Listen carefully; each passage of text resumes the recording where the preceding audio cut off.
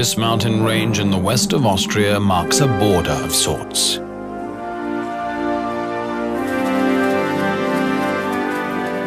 Looking east, the icy peaks of Tyrol spread to the horizon. To the west lies the province of Vorarlberg, once part of another continent. The rivers of this mountain send their waters to oceans far apart, the Black Sea and the North Sea. Up here, land cultivated for centuries borders on raw wilderness.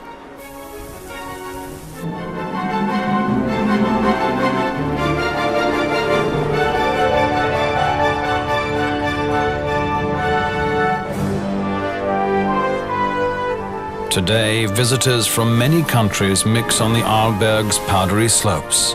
But for the locals, the Arlberg has been a border between contrasting ancient dialects since tribal days.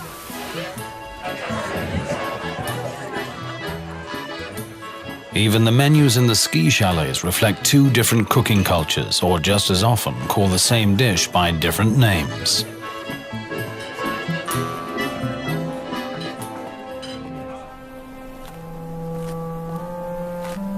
However, in a quiet way, the people east and west of the Arlberg still have a lot in common.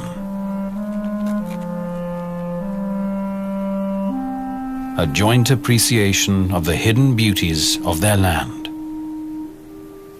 A knowledge that the Arlberg is really a hidden paradise.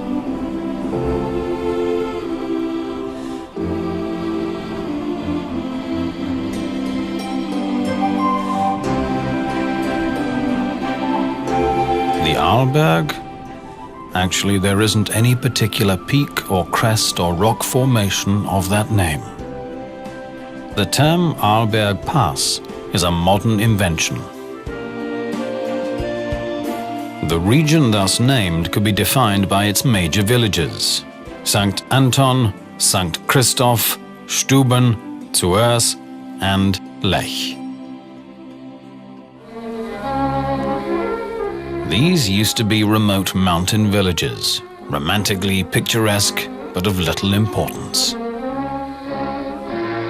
But in the early 20th century came a dramatic change. The rich and the beautiful discovered this stunning mountain scenery as a perfect winter playground.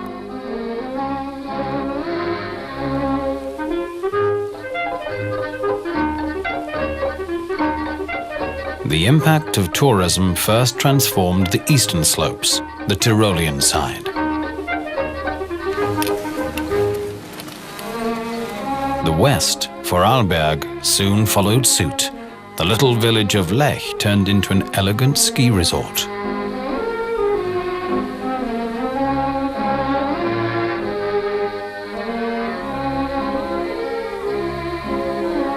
It all began in 1901. With the foundation of the Arlberg Ski Club. 20 years later, the region's first skiing school was founded, making the Arlberg the cradle of alpine skiing.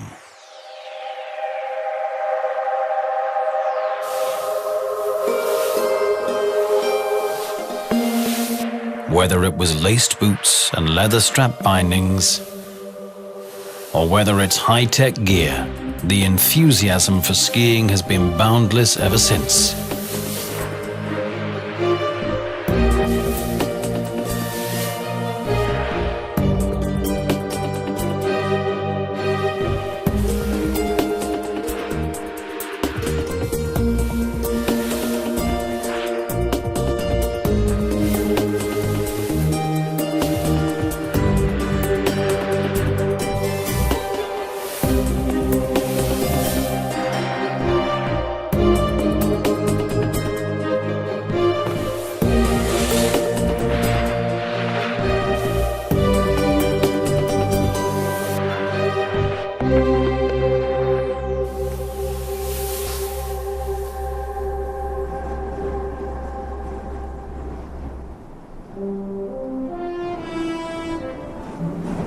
But it's not just two-legged creatures on one or two boards who occupy these slopes.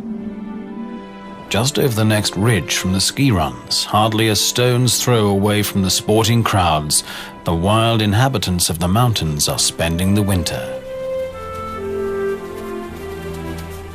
sheer rocks are not for skiers. They're the domain of chamois and ibex.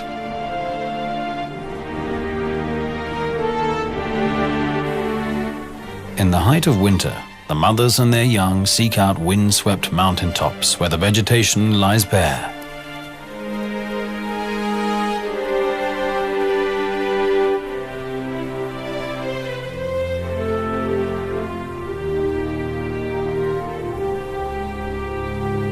In this season, the bucks come to join the flocks of females.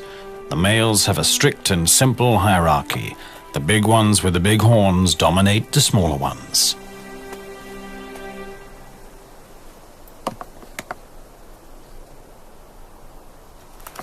Such sparring among the bucks isn't serious. Their hierarchy has been established long ago, back in summer.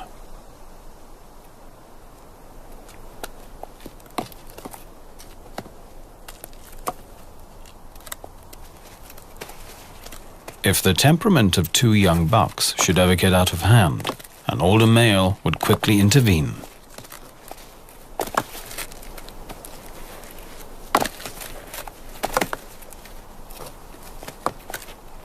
In the cold weather, with sparse food resources, the entire herd would suffer if the males wasted their energy with infighting.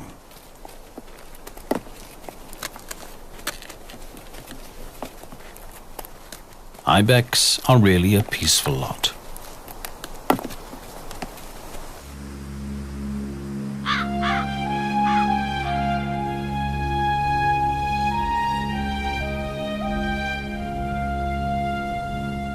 In terms of climate and weather, the Arlberg is in an exposed position. Every storm front arriving from the Atlantic is stopped by this barrier. The clouds pile up and drop enormous loads of snow.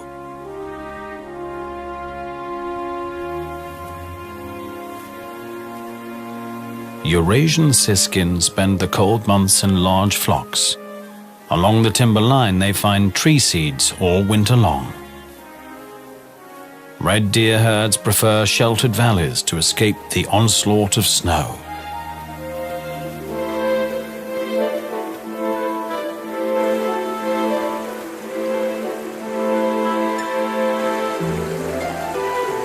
In the western valleys, the average annual snow cover is 7 to even 8 meters. Up in St. Anton, it's about half of that. And in the higher valleys, the annual average is an incredible 14 meters. On the lee side of the ridges is where the snow really piles up. For the chamois, cutting across such slopes is not just tedious, they're risking their lives. Cautiously, an experienced female makes a track. The younger members of the flock follow, always mindful to keep the number of individuals in the danger zone to a minimum.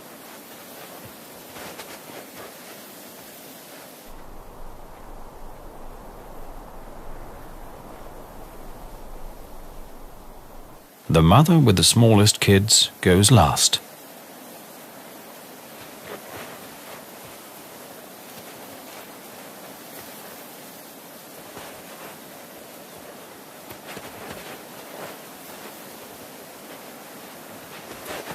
Often the chamois have to enter risky slopes to get to their grazing. In the old days, mountain farmers took the same risk to get hay for their livestock. Mit weißem Pelz überzieht der Winter die Landschaft. It's the snow that enables the farmers to get the hay on which their livestock depends. Ohne Heu keine Viehzucht.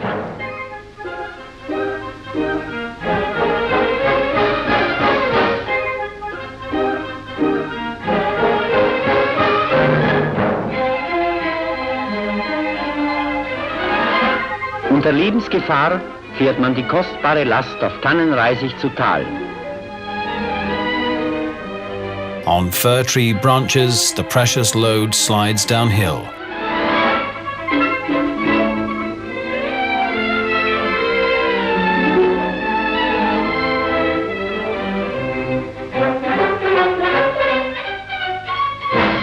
On level ground, the hay is packed on sleds and pulled to the village.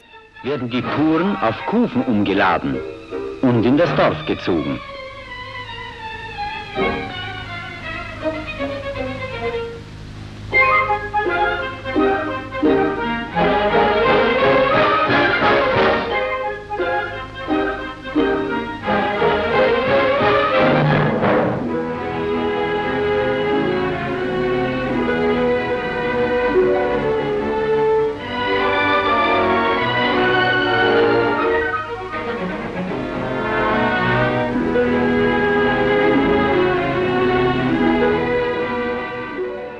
Though lifestyles may have changed since then, the wind hasn't.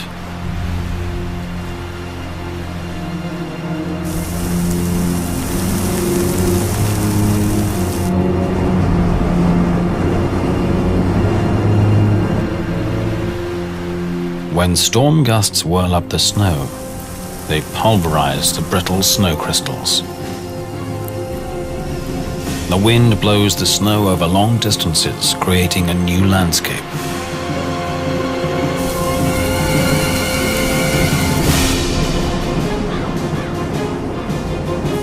This snow has 3 times the weight of fresh powder and builds huge precarious drifts along the ridges.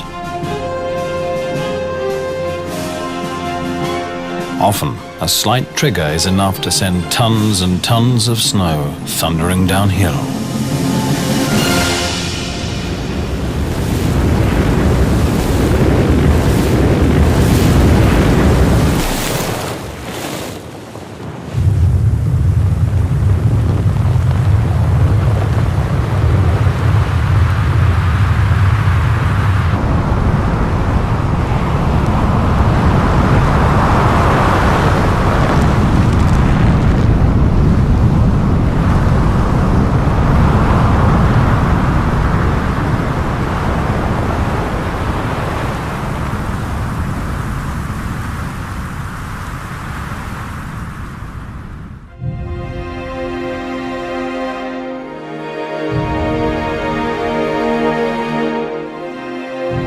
The people of the Arlberg have always had to live with the forces of nature. Since the late 19th century, structures like this gallery have offered protection against avalanches, but such measures have often proved insufficient.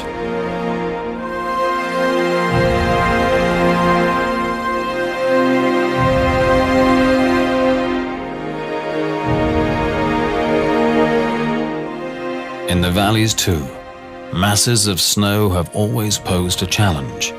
In the past, elbow grease was the only remedy. Later, heavy machinery did the job.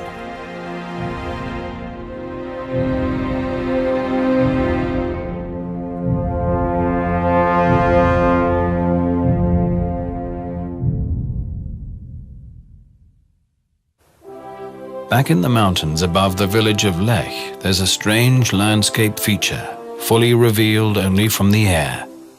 Like discarded egg cartons, some 1,000 craters dot the surface.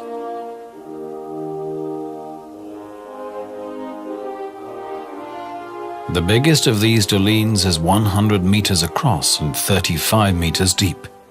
It was created by a special form of erosion. Water made the gypsum in the rock expand. The surrounding rock crumbled and was eventually washed away by the rain. In the winter, this landscape with its many edges and craters and its labyrinth of snow-covered Swiss mountain pines is a perfect hideaway for wildlife.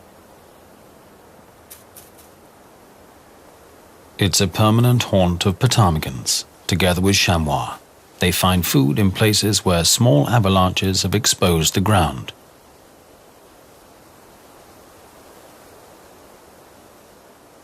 Avalanches, in other words, not only bring destruction and death, but also opportunities. Without them, the snow blanket would cut off the animals from food for many months.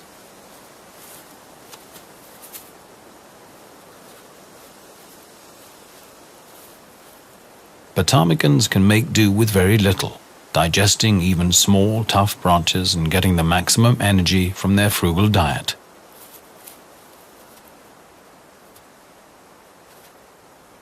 Overnight and around midday, The birds bury themselves in the deep snow to escape the wind.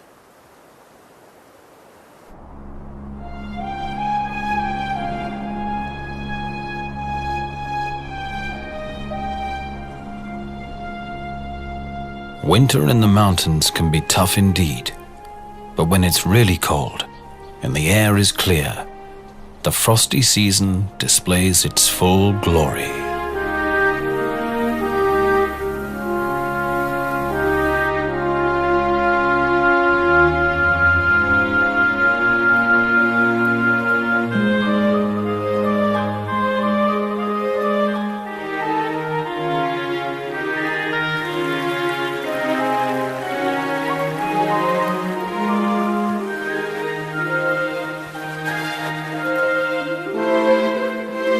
Fresh snow has covered the heights, sending the chamois downhill to sheltered places.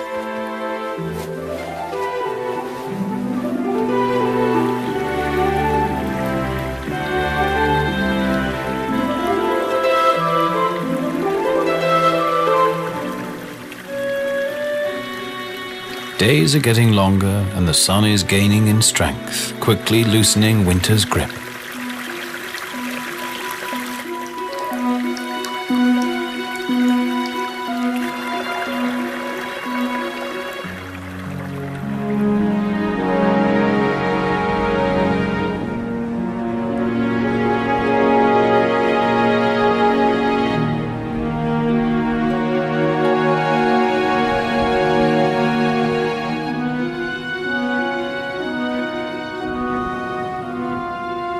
The trickle and murmur of water is everywhere.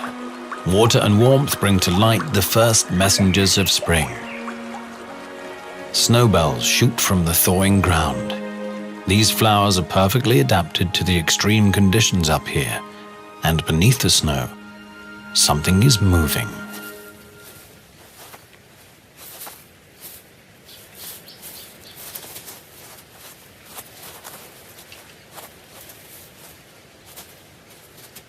The marmots have awoken from hibernation.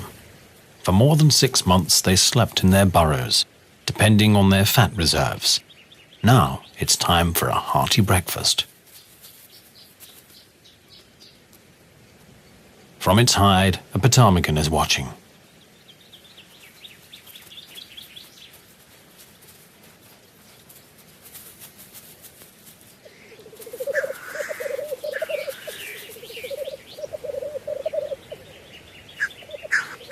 Further down the slope, a black grouse male on a lek is trying to attract females.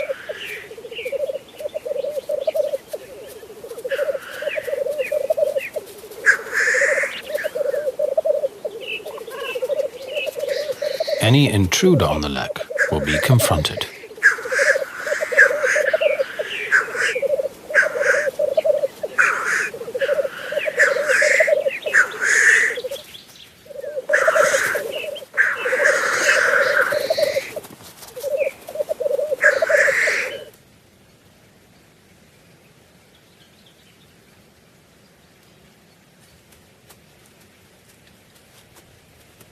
The intruder seems to respect his rival's superior strength.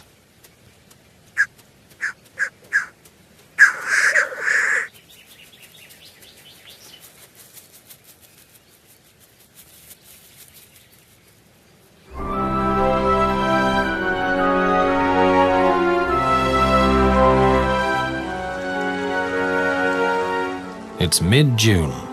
Spring arrives late up here. But now, on clear days, the sun is powerful and quickly melts the last remnants of snow and ice. Small rivulets now turn into powerful torrents. Color is returning to the banks. Alpen roses, crane's bills, and pasque flowers line the mountain streams. But what about the many ski runs? For 70 years, tens of thousands of skiers have been compacting the snow, and for 35 years, more and more artificial snow has been added. The answer is surprising. Above the village of Lech, ski runs have turned into a sea of flowers. Just recently, botanists have counted more than 30 plant species per square meter, including rare protected plants like broad-leafed marsh orchid and the globe flower. All these flowers profit from regular mowing and grazing. In the shade of the forest edge, a rare botanical gem is found, the yellow lady's slipper. Its flower is surrounded by a so-called bract. To get to the nectar, insects squeeze into the bract and can leave it only through one opening. Since dead insects are often found beneath such plants, it was believed that the lady's slipper is a carnivorous plant.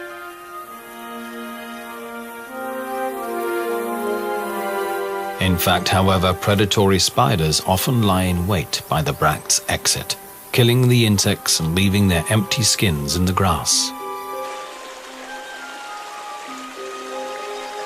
In late spring, after the snowmelt, one of the sources of the Lech River is in spate. Crystal clear water gushes from limestone rocks, and soon the creek grows into a small river.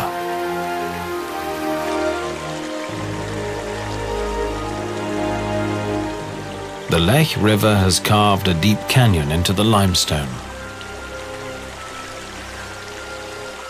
This is Europe's great continental divide. From here, the Lech, Rosanna and Mustal rivers flow towards the Black Sea, while the Flexen, Routes and Bregenz rivers end up in the North Sea. Along the ridges and crests of the Arlberg, it's decided whether a falling raindrop is sent on a long journey east or north.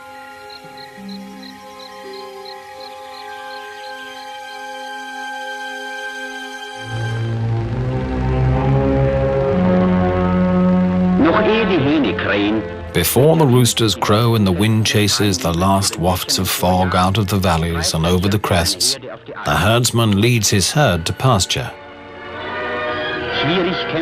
These paths are rough. The cattle have to climb over loose debris.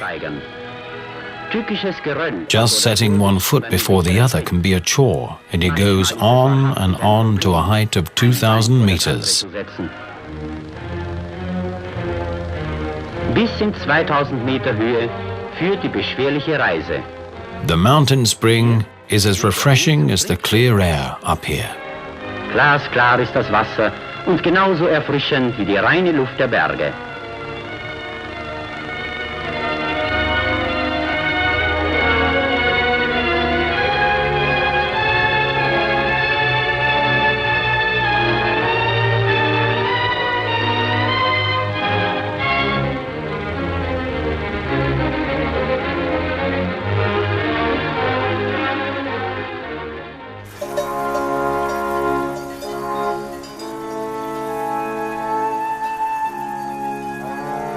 The mountain pastures are still being cultivated to this day.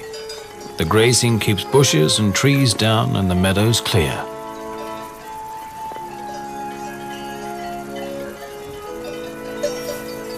After the high pastures have been grazed, blue flowers begin to dot the slopes. It's the blue wolf's bane, one of Central Europe's most toxic plants. According to a Greek myth, it grew from a hellhound's drivel. The mere touch of the blue or the yellow wolf's bane can cause severe toxic shock.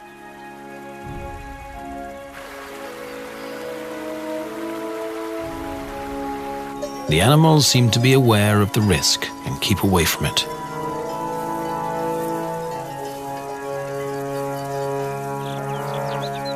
Mountain cabins have always been built in spots known to be safe from avalanches. Some of them used to be dairy farms.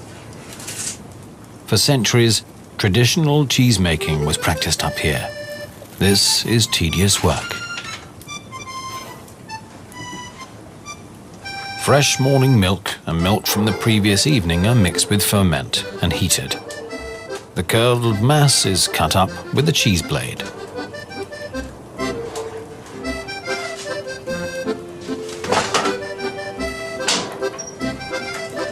Then the mass is heated again and stirred for several hours.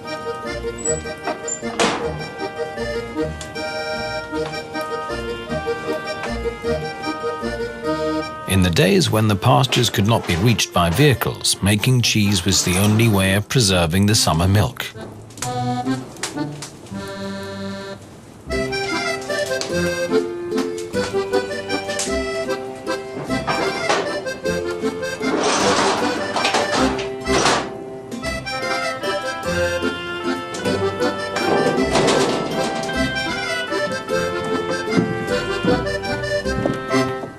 The job isn't finished yet. The soft cheese is packed into cloth, pressed, and turned over again and again.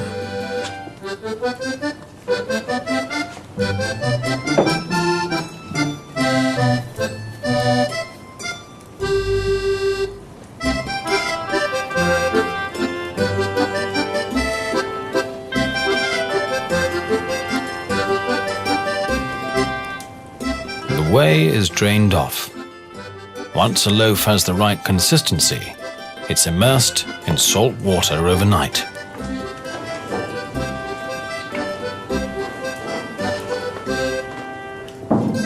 Regular turning and rubbing with salt water produces a nice rind.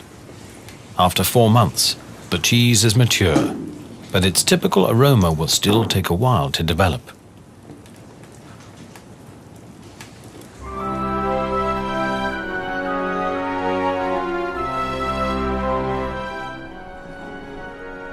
The Arlberg's deep past is full of surprises.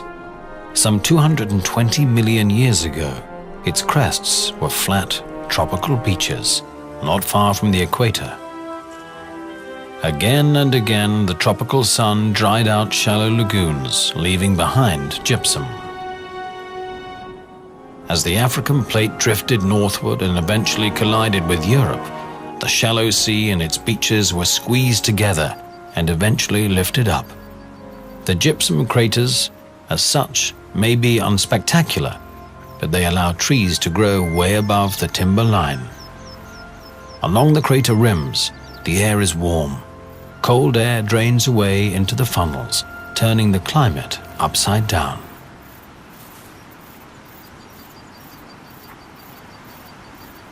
For the marmots, the sunny slopes of these craters are paradise. It's full of hiding places, and the soft ground is easy to dig. The young are out all day now, trying to gain weight.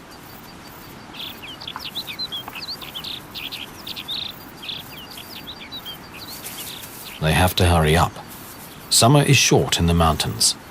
To make it through their first winter, they'll need lots of fat. Now that food is plentiful, the marmots can afford to stay close to their tunnels, in case a golden eagle should suddenly appear out of the blue. Eating isn't everything. There also must be time for social life. All work and no play makes a dull marmot.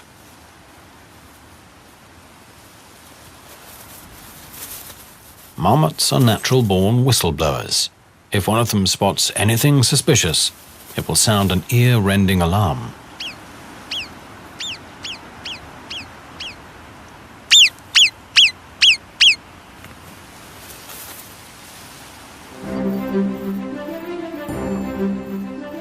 Higher up, a herd of chamois mothers and their kids have gathered.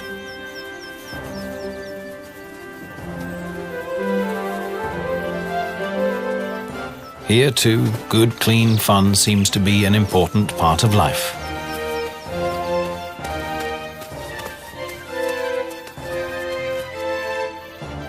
For the little ones, these are vital exercises to prepare them for life in a steep world.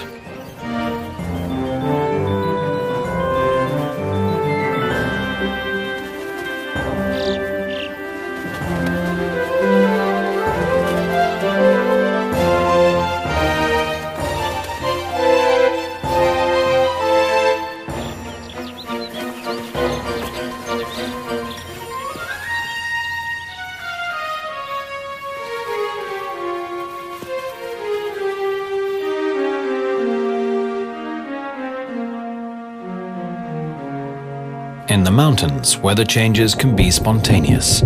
If the wind turns to a northerly or northeasterly, the Arlberg is in for a storm.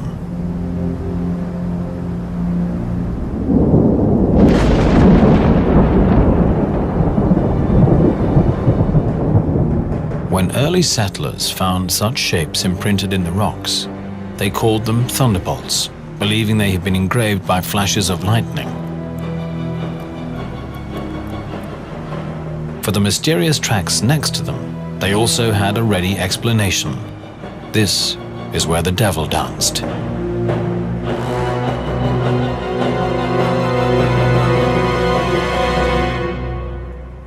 But there are more factual explanations. The thunderbolts are really remnants of early relatives of modern octopus, and the devil's footprints are seashells from an ancient reef. 200 million years ago, this was a seafloor. The Thetis, the ancient Mediterranean with its sprawling lagoons, kept changing its shape and size, again and again. To the expert, this is an open book telling 400 million years of geological history. Broken up by ice and washed out by water and acids, this karst landscape is the result of erosion. And there are even more witnesses of lost eras. The ancient sea was populated by ammonites, marine predators like the nautilids, the predecessors of modern octopus.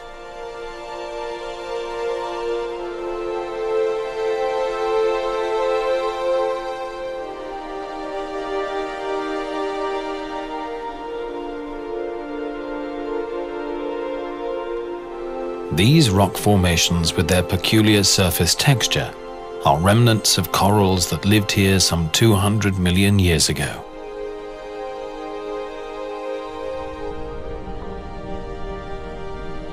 Over millions of years, the sea level rose and fell, followed by the growth and decay of coral reefs.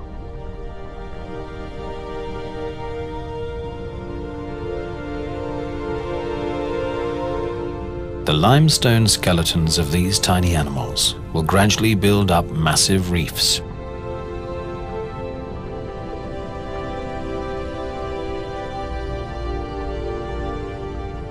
But the Arlberg's coral gardens were just a brief episode in Europe's long history.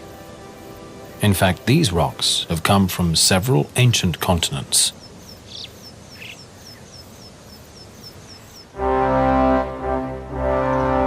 Opposite the so-called Sea of Stone, there's another reminder of long-lost days.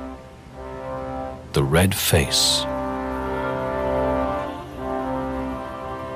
The red face's structure is simple and clear, without complex folds and faults, yet its history is fascinating. The layers at the base consist of the oldest rocks.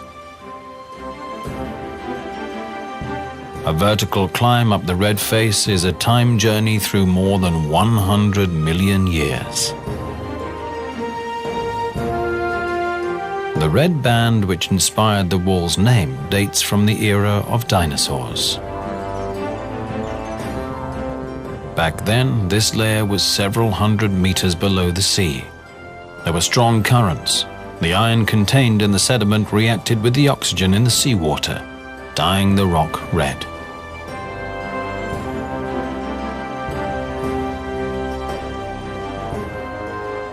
On the eastern side, in Tyrol, the rocks have an even longer story to tell. The climber's hands are touching the recycled rock of a mountain range that was eroded more than 300 million years ago.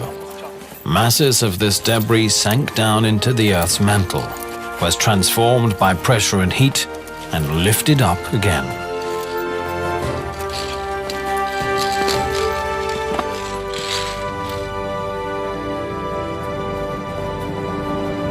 The rocks where ibex are resting today are echoes of ancient continents.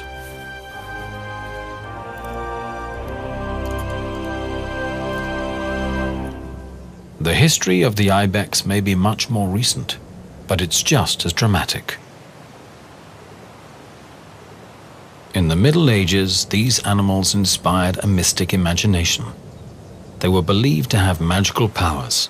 Almost all parts of their bodies were used as medicines.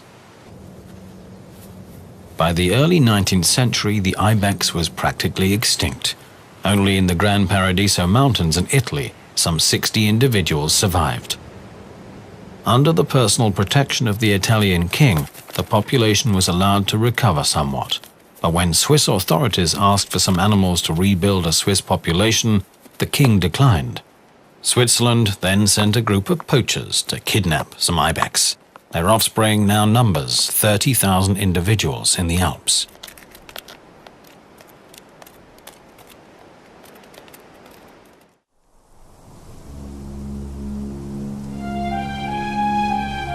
Snowfall is likely at any season on the Arlberg, even in the height of summer.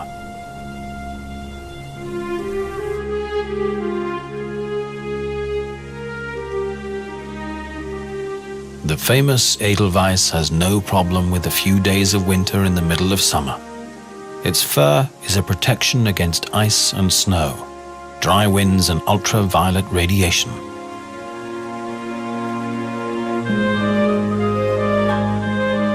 But snow in summer will not last long. As the fog lifts, it becomes clear that this time the blizzard was not so heavy.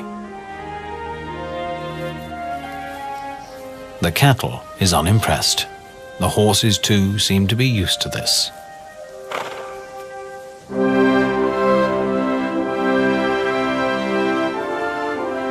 A few centimeters of snow in summer cannot belie a general trend in the Alps. The climate is warming, and the glaciers are waning. In recent decades, the Kaltenberg Glacier has lost much of its ice mass. The same is true for the Kuchen Glacier. Some 20-30 years ago, this vast field of debris was still covered by ice.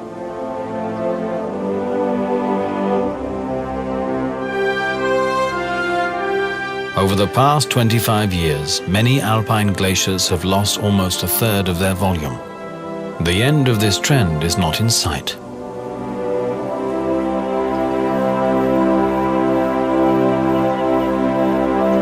Down on the pastures, the cattle have eaten almost all the grass, leaving only a few big plants like the yellow gentian.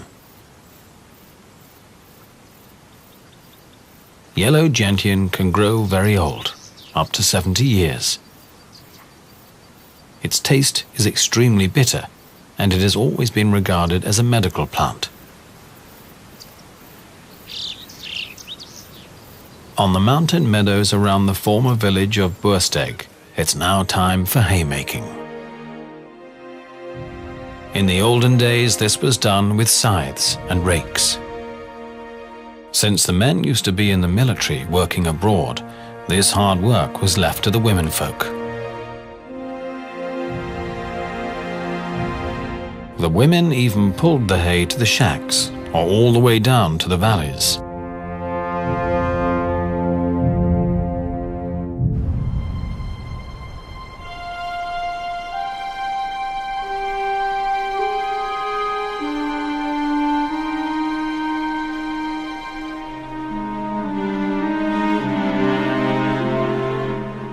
There are years when summer seems endless, but then the first night frost transforms the landscape overnight. Fogs roll through the valleys, and the breeze carries an autumn fragrance.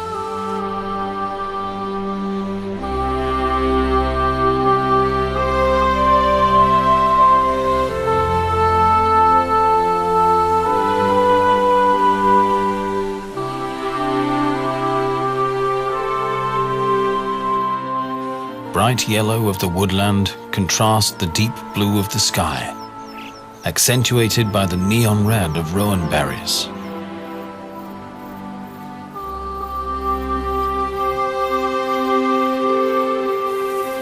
In fact, these are not berries at all, but apple-like fruits of the rose family.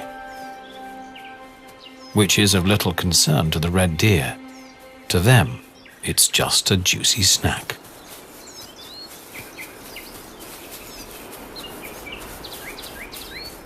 Before the winter, anything that's nourishing is welcome.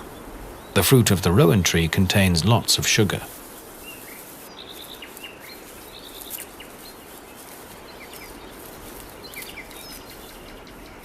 For centuries, these fruit were believed to be poisonous. In fact, however, even humans can eat them when they're cooked. They contain lots of vitamin C.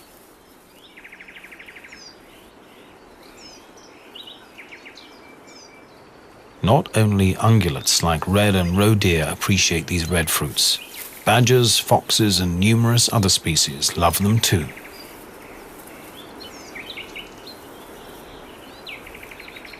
Rowan trees grow along small streams as well as the timberline.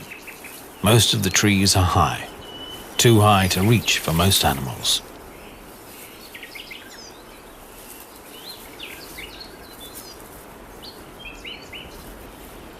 No problem for birds. About 60 bird species feed on them. This is how autumn sounds in the mountains.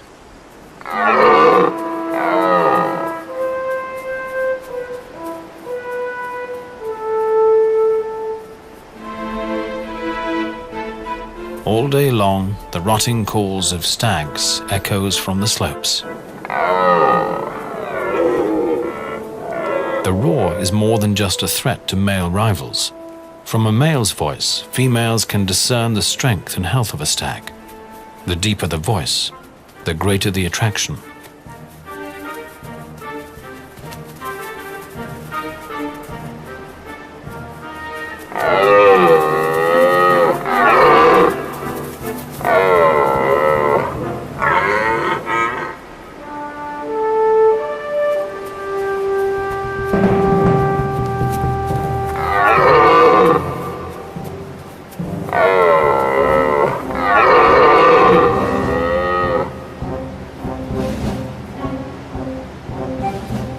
If a young male should intend to approach the harem of a dominant stag, a battle is inevitable.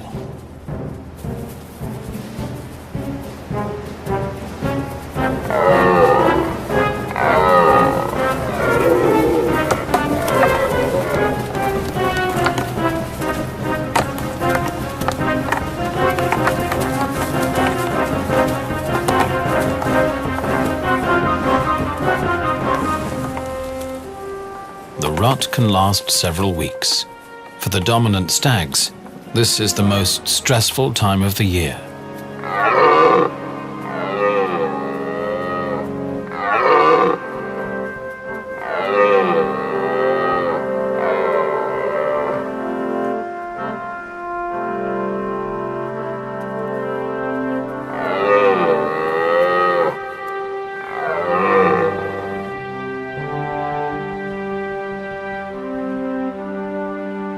The loser has to go. If he survives the winter, he can have another try next year.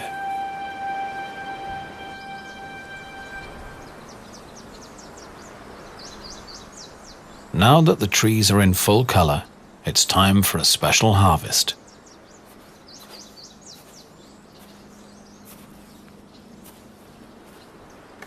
For decades, this gentian plant has withstood all sorts of troubles. Now it will serve a noble cause.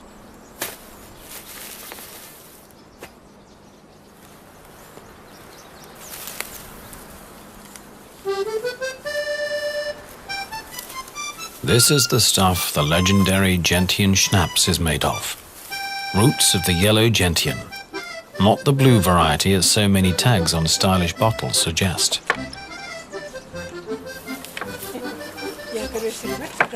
The roots are cleaned with a brush, very carefully. Even the slightest remnant of dirt would spoil the work of many days. The clean roots are chopped up.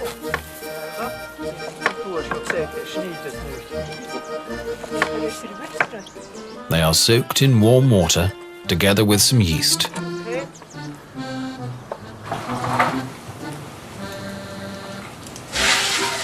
After 3 weeks of fermentation, the mash is ready. It is poured into a retort pot. The so-called bird's beak is placed on top.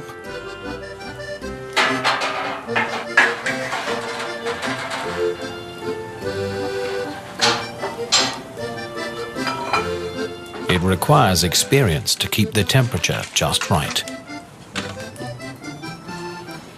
Just at the right moment, the still has to be cooled down.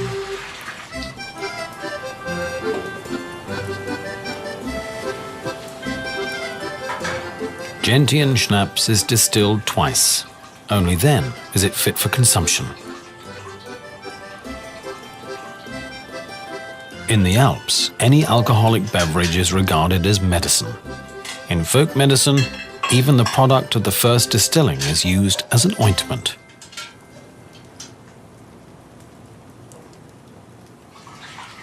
The end product, the schnapps, is recommended after physical exertion or general weakness, and after a good meal. Tagesarbeit, abends Gäste. Bacon dumplings after a day of hard work. Who could resist? In the evening, a farmer would invite all of his farmhands for dinner. And dinner is rounded off with a glass of Gentian schnapps. Ein Schluck Enzian.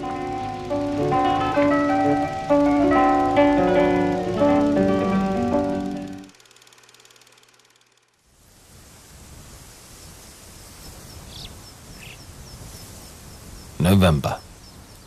The first snow in the mountains signals the opening of an exciting spectacle. The chamois rut. In contrast to the ibex, who will batter each other with sheer power, chamois bucks will engage each other in breakneck chases.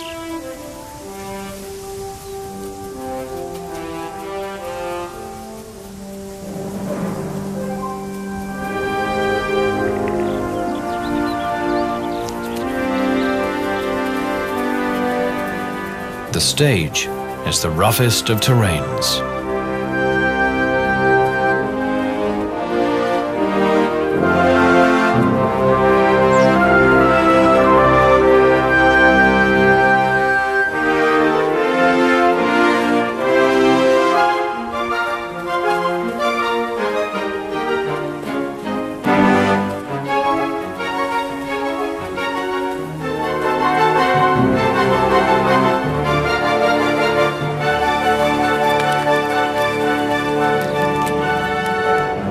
The year is coming full circle.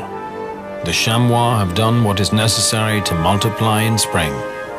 Again, the Arlberg is gradually being buried in masses of snow.